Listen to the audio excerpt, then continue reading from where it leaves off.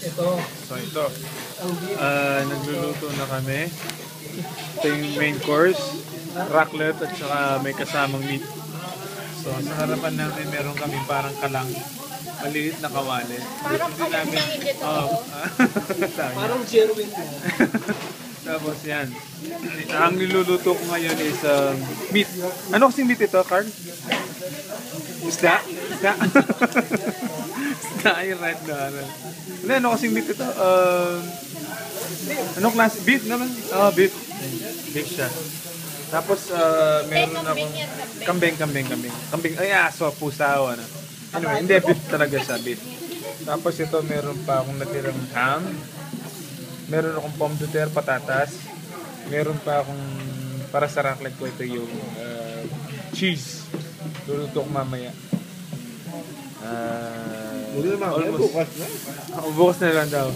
So almost cook na yung meat ko. Nakainin ko na, kukunin ko na. Ang sarap ito with this sauce. Ayan o. Parang meron siyang pickles. Mayonnaise na may pickles at pepper. So masarap siya. Malasa. Ayan. Okay. Mamaya iluluto ko yung ngayon na para at least napakita ko. Kasi maganda.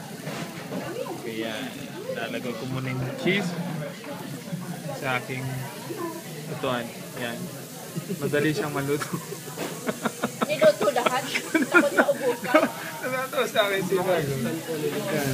Madali siyang lutuin kasi mainit. Kasi nga lutuan ito eh. Kaya niluto namin. Joke. So, mas excited kumuhain dito kasi something new, maganda. Ayun mga kasama ko. Busy. Kasi hindi makakausap kasi nga busy siya pag-check sa kanilang niluluto. Tulad dito, yung sa akin, ayan o, nasusunog na yung aking chiso. Kaya ano ko na, lalagay ko na sa aking... Sino? Ako? Hindi, ayan. So kakainin ko with the meat, with the... Anong gamit? Patatas. With the meat, patatas. Ay. Oh, I have to use this one.